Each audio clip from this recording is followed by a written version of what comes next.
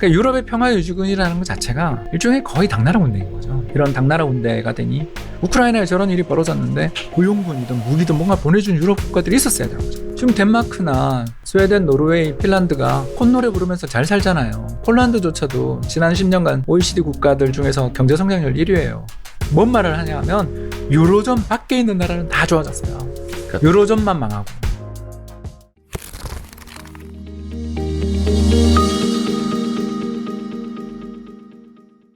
그 이제 다른 신호를 좀 찾아봐야 되는데 아까 말씀하신 것 중에 미국 경기 내년 상반기까지는 계속 어려울 것 같다라고 말씀을 해주셨어요. 그러면 좀 경기가 언제 턴할 수 있을지랑 그 반등의 신호는 어디에서 찾아야 될지도 좀 알려주세요. 유가 폭락?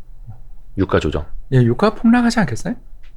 그러니까 수요가 그만큼 둔화가 되면. 예, 수요도 수요지만 뭐 얼마 전에 그 뉴욕 연은에서 나온 보고서를 봤는데 미국 석유 셰일 오일 기업들, 뭐 쉐브론이라든가 코노코, 필립스라든가 뭐 이런 회사들이잖아요. 네네. 그런 회사들의 설비 투자를 보여주는데 지난 20년 동안 설비 투자를 보는데 거의 안 늘었어요.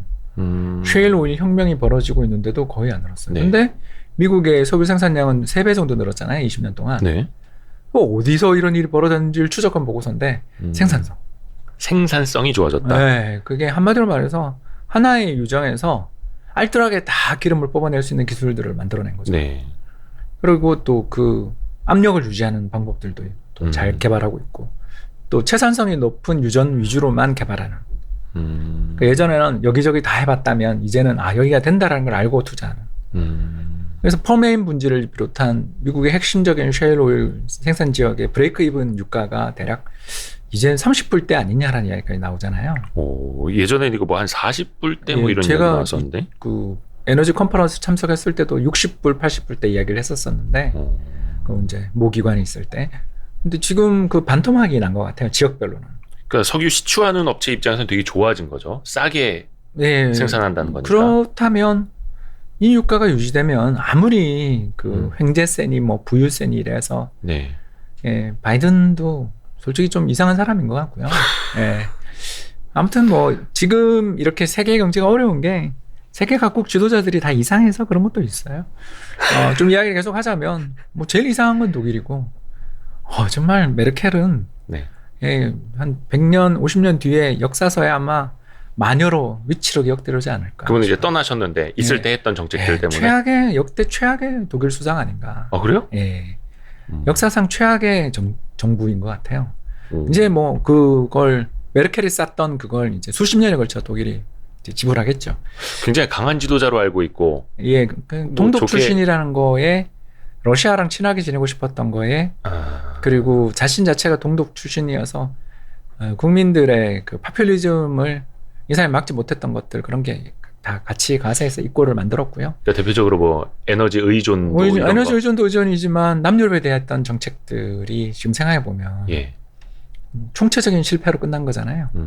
이번에 이탈리아에서 아마 극우 파시스트 정당, 그러니까 무솔리니의 후계자를 자처하는 정당이 제일 정당이 될 텐데 네. 거의 압도적인 지지를 받고 있거든요. 네. 그리고 이 정당이 푸틴하고 굉장히 열렬한 지지자들 출신들이 있습니다. 그러면 아마 이번 유로존의 러시아에 대한 생션, 그 규제 및 뭐 물품 수입 억제 이런 것들이겠죠. 많이 풀어주는. 이게 지금 헝가리가 이미 뚫렸는데 이번에 헝가리가 러시아산 파이프라인을 통해서 그 원유 및 천연가스 도입 계약을 맺은 거 아시죠? 예. 그에 이어서 이제 이탈리아도 그렇게 갈 가능성이 높거든요. 왜 이렇게 됐을까? 왜 이렇게 파퓰리스트들이 그러니까 예전에 있었던 그 숭고했던 대의는 다 사라지고 파퓰리스트들의 세상이 됐을까? 답이 나온 거죠, 그죠?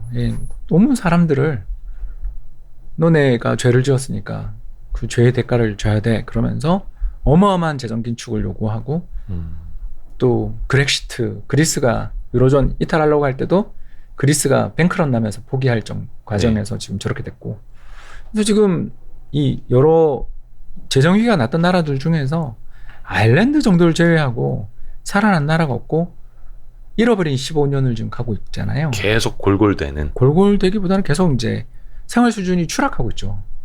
이번에 인플레까지 발생했으니까 더 심할 텐데. 네. 근데 이게 전형적인 세계 2차 대전 전야의 파시스트들의 준동을 가져왔던 그런 시기와 이게 뭐가 다른지를 모르겠거든요. 정말 우리 솔직한 이야기 하나 하자면 네. 이도 기자님, 우리 네. 이탈리아 여행 자유여행 편하게 가실 수 있겠어요? 지금요? 네, 중부나 남부 쪽으로. 그건 조금 어려운 예, 얘기예요. 용기가 필요하다는 거죠. 예, 이제 저는 중국인이 아닙니다라는 티셔츠를 입고 다녀야 되나?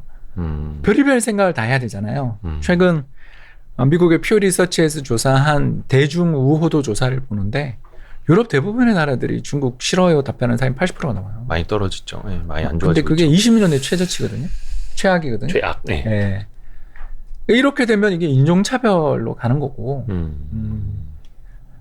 어마어마한 위기로 가는 거죠. 그러면 남유럽 위기를 그렇게 대응하면 안 되는 거였잖아요. 네네네. 그 인플레 좀 낮다고 지금은 저렇게 참으면서 그때 왜 인플레이션 2% 나는데 금리 예. 막 인상해서 예. 재정위기 유발하고 또 재정위기 난 나라들에 대해서 우리 IMF 때 우리나라에 와서 IMF가 했던 네. 짓을 했잖아요. 금리 네. 인상하고 너네 재정 긴축하라고. 우리나라 그렇게 세상에서 제일 재정이 건전한 나라한테 와서 재정 긴축해 그러고 또 시장 개방하라 그래가지고 론스타부터 시작해서 별별 애들이 들어와서 우리나라 그쵸. 자산을 다 빼먹었잖아요. 그럼 지금 이탈리아나 스페인은 똑같지 않아요? 경제가 나빠졌으면 금리를 내리고 재정을 풀어서 나라를 살려야 되는데 네. 너네 위기가 발생했어 그러고서 긴축을 요구해서 2020년 코로나 팬데믹 이후에 이탈리아랑 스페인의 양로원 요양원에서 시체들 실려 나가는 거 기억나세요? 아니 이게 무슨 선진국의 노인이 이렇게 죽어요. 이건 시스템이 붕괴된 거거든요. 각자 도생의 세상이 된 거잖아요. 그렇죠. 그런 나라를 만든 거죠. 채권자라는 자들이. 누구죠 그때? 예, 메르켈 그 악마가 했단 말이에요. 너무 센 거 아닙니까? 아니 인간 세계의 악마죠. 푸틴이랑 동급 아니에요? 예, 푸틴은 전쟁을 통해서 박사님의 개인적 의견을 저희는 듣고 예, 있습니다. 예. 예. 푸틴은 전쟁을 일으켜서 수많은 사람을 학살했다면 네. 메르켈은 긴축 정책을 요구함으로써 가난한 사람과 노인들을 죽인 거죠. 당시의 긴축. 이런 것들에 대해서 좀 재평가가 앞으로 되지 않을까. 그리고 유럽이 붕괴된 다음에 그때 누가 결정적 포인트에서 누가 잘못했는가를 따진다면 아마 사르코지와 메르켈 쪽으로 가지 않겠는가. 유럽 특집 한 번 더 해야겠네요. 아유 괜찮습니다. 안 해도 됩니다. 요즘에는 피그스란 표현 잘 안 쓰죠. 요즘에는. 다 피그스 됐으니까. 원래 피그가 이제 돼지들이란 표현인데 당시에 PIIGS 포르투갈, 이탈리아, 아일랜드, 그리스, 스페인이었죠? 네, 스페인 맞습니다. 그게 재정이 좀 부실한 나라들 그 근데 표현이었는데. 뭐 아일랜드도 살아났다고 말할 수 없는 게 그 나라의 지난 10년간 총요소 생산성이 마이너스예요. 이게 뭔 말이냐면 그 자본이나 노동의 투입 없이 만들어내는 순수한 의미의 생산성의 향상을 이게 진정한 의미의 경쟁력이잖아요. 그게 마이너스예요 매년. 근데 어차피 그 외국 자본으로 먹고 사는. 예, 그렇습니다. 보물섬이죠. 룩셈부르크와 함께 양대 보물섬이잖아요. 보물섬. 예, 예 모나코. 예. 조세 회피지요. 예. 부자들의 놀이터잖아요. 그런 나라에서 뭐 그 발전 이런 걸 이야기하는 사람들 자체도 우스운 거고. 그러니까 저희가 드리고 싶은 이야기는 세계 경제 두 개의 지금 큰 블랙홀이 있는데 이 블랙홀을 미연준이 옛날에 자기들이 여력이 있고 괜찮을 때는 좀 덜 봐주고 네. 또 달러도 좀 약세로 해서 이렇게 자금의 급격한 이탈을 막고 외환시장도 좀 안정적으로 해주고 같이 가자. 특히 유럽이라는 좀 그런 분위기가 있었다면 네. 저는 제 생각에는 우크라이나 전쟁 이후에 미국 내에서는 저 전쟁에 우리가 개입할 필요가 없다라는 여론이 되게 큰 거고 그 여론들이 생긴 걸 쭉 따라가다 보면 결국 1990년 보스니아 예전 당시에 네덜란드 평화유지군이라는 것들이 했던 대규모 인종 학살에 대한 방치 그리고 그 이후에 미국의 개입으로 미국 군인들이 피를 흘린 다음에야 거기가 평화를 유지하게 됐던 것들 보면서 미국 사람들의 태도가 바뀐 거를 좀 알 필요가 있다는 거죠.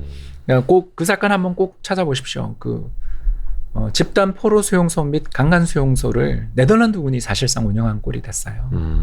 아주 유명한 사건입니다. 그걸 또 네덜란드는 절대 지금까지 피해자에 대한 보상이라든가 자기의 책임 이런 것들을 극구 부인해 오다가 간신히 이제 뭔가 좀 물꼬가 틀렸는데 이게 벌써 뭐 30년 됐잖아요.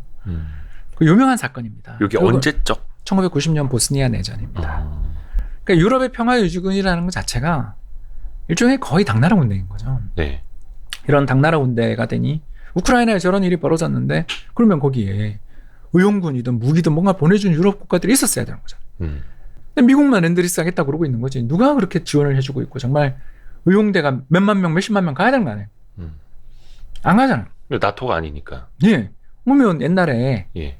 스페인 내전 때 프랑코에 맞서서 네. 국제여단이라든가 또는 이렇게 한다면 아니 우리는 자의가 아니고 얘들이 그냥 우리가 시킨 게 아니고 갔어요라는 뭐 이런 지원이 있어야 되는 거 아니에요. 약간 평화유지군 뭐 개념으로라도. 아니 뭐든 예, 예. 러시아가 무서워서 그러겠죠. 그렇지만 그쵸. 정확하게 그럼. 이야기하면 남의 돈으로 평화를 먹고 사는데 이렇게 70년이 됐잖아요. 네. 1945년이면 거의 70년이 됐잖아요. 유럽도 미국의 그 도움으로. 예, 도움으로 자신들은 또 이제 탈군비를 하는 과정에서 뭐 죄송합니다만 정상 국가가 이제 아니게 되는 나라가 되는 거죠. 유로존이. 유로존에 있는 대부분의 나라들이 그렇다면 전환의 모멘텀이 좀 있겠나 싶은데 반면 이제 이거를 긍정적으로 본다면 푸틴 입장에선 너무 자기가 승자가 되니까 오히려 여기서 내가 너희를 봐줄게 하고서 휴전할 수도 있지 않냐. 이야기가 좀 많이 돌아왔는데 그래서 내년 세계 경제의 양대 호재를 한번 생각해 본다면 경기의 반전을 이끌 수 있는 호재를 생각하면 원유가 일단 유가가 빠질 가능성이 상당히 있지 않냐. 그리고 두 번째가 어떤 형태로든 유럽에서 더 이상 제재를 할 수 없는 그러니까 이탈리아의 사실상 유로존에서의 어떤 정치적인 공조 이런 게 무너지는 순간 이게 과연 유로존이 어떤 단합된 행동들도 어려워지고 생션이 되겠냐. 그러면 이제 러시아 짜르가 유럽을 지배하는 사실상 공포로 지배하는 세상이 오면서 전쟁은 일단 끝나는 거 아니냐. 그게 되게 아이러니한 거죠. 결국은 악이 승리를 하는. 왜 악이 승리할 것 같은데. 근데 뭐 독일도 악이니까. 악이 악에 대해서 뭐 승리한 걸 갖고 저희가 거기다 감정을 투사할 필요는 없지 않냐. 아니 그들이 2011, 네. 12년 유럽 재정위기 때 했던 짓들을 여러분 조금만 한 번만 조사해 보십시오. 우리나라는 이런 거에 대한 제대로 된 인식이 잘 없는데 정말 끔찍한 일들이 벌어졌습니다. 저도 뭐 자세히는 많이 알지는 못합니다만 당시 유로존 재정 위기 때 가장 크게 돈을 많이 벌었던 나라가 바로 독일이었잖아요. 그렇습니다. 유로화 약세. 그래서 수출 잘 수출 되고. 많이 하고 하면서 돈을 그러니까 딴 나라들은 막 거의 죽어나가고 있는데 독일은 엄청나게 부를 일고 그러면서도 일체의 인플레도 나는 허용할 수 없어. 그러면서 긴축은 계속해야 돼. 그러면서 유로존 대장이니까. 네, 네. 부유함을 즐기고 누렸죠. 또 그 덕분에 도이체방크를 비롯한 여러 독일 은행들도 위기를 어느 정도 피해갈 수 있었고요. 근데 이제 독일이 그런 식으로 다른 이들을 누르고 자신의 이익을 챙겼다면 이제 그 이익을 토해낼 때가 온 거죠. 어떻게 할 것인지는 저도 모릅니다. 뭐 지금 일단 메르켈 뒤를 물려받은 사회당 연정 입장에서는 정말 미칠 지경이겠지만 어떡하겠어요. 계속 선거에 졌던 자기들 잘못이지. 메르켈한테 계속 졌으니까 이 문제가 생긴 거니까. 그 사람들도 채무에서 자유로울 수는 없는 거고요. 아무튼 이번 이탈리아 선거 잘 보셔야 되고요. 얼마 전 헝가리가 러시아산 파이프라인을 통해서 천연가스 수입을 하겠다고 결정을 아예 대놓고 결정한 거에 대해서 그것도 인식을 할 필요가 있습니다. 이건 보통 문제가 아니다. 근데 이게 문제라고 우리가 인식은 하는데 그렇다고 우리가 헝가리를 비난할 수 있느냐? 왜요? 이탈리아를 비난할 수 있느냐? 만약에 우리가 그 입장이 되면 우리는 먹고 살기 위해서 그런 선택을 안 할 것이냐? 되게 딜레마잖아요. 이거는. 네, 그게 이제 선조들의 잘못을 후세가 뒤집어 쓰는 걸 보는 거죠. 1999년 유로존 가입을 안 했어야 되는데 그걸 해가지고 지금 덴마크나 스웨덴, 노르웨이, 핀란드가 콧노래 부르면서 잘 살잖아요. 폴란드조차도 지난 10년간 OECD 국가들 중에서 경제 성장률 1위예요. 뭔 말을 하냐면 유로존 밖에 있는 나라는 다 좋아졌어요. 그러니까, 유로존만 망하고. 그러니까 통화 정책을 자기네 상황에 맞게 자기네가 결정할 수 있으니까. 그렇죠. 자기네 통화의 환율이 약세를 가고 강세를 가는 과정에서 굳이 국내 구조조정 필요 없이 환율을 조정함으로써 얼마든지 경쟁력을 개선시키기도 하고 또는 약화시키기도 하는 이런 변동성을 볼 수 있기 때문에 자유변동 환율 제도가 참 시장에 충격을 주긴 합니다만 이거보다 더 나은 제도가 없어서 우리를 그걸 쓰는 거거든요. 그렇죠. 근데 중국은 그걸 모르고 왜냐하면 이제 국가가 모든 걸 통제해야 되는데 자유롭게 시장에서 가장 중요한 경제 지표 중에 하나인 환율을 시장이 통제한다라는 거에 대해서 본원적 거부감이 있고 그걸 또 오픈하는 순간 금융시장도 차례대로 개방을 해야 된다라는 그 무서움, 두려움이 있는 거겠죠.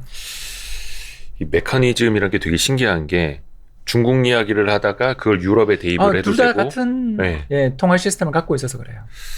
맞습니다. 고정환율 제도. 라는 제도를 갖고 있기 때문에 예. 벌어진 일입니다. 빨리 해체해야 되는데 뭐 불가능하죠 이제는. 아, 유로존 해체. 그러니까 유로화라도 그러니까 유로 화해. 공동체는 저는 좋다고 FTA니까 그거는. 그쵸, 뭐 FTA도 그렇고 무역하기도 좋고 뭐 여행하기도 좋고 뭐 예. 오가기는 쉔겐 조약 좋은데. 뭐 조금 해서 2주만 좀 어렵게 만드는 정도로 하면 오히려 들어갔다는 나라가 많을 텐데 문제는 이제 단일 화폐를 쓰게 된 게 이 모든 저주의 시작이었고요.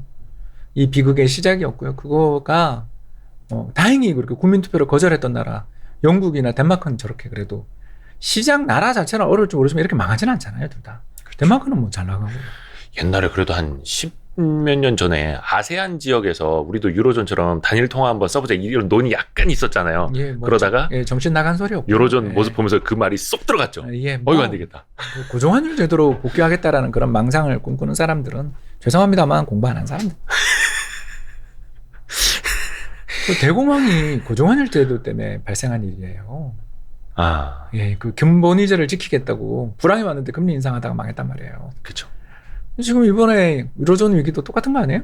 그래서 근본이제도 이제 당연히 없어질 수밖에 근데 없었고. 유로존 아직도 유사 근본이제인 유로화 제도를 쓰고 있으니까 저렇게 이제 경제 고통받고 특히 이 나라들의 최대의 문제가 뭐냐면 생산성 격차예요. 독일은 연 그래도 1%는 안 돼도 한 0.5에서 0.7% 정도씩 생산성이 향상되는 나라인데 네.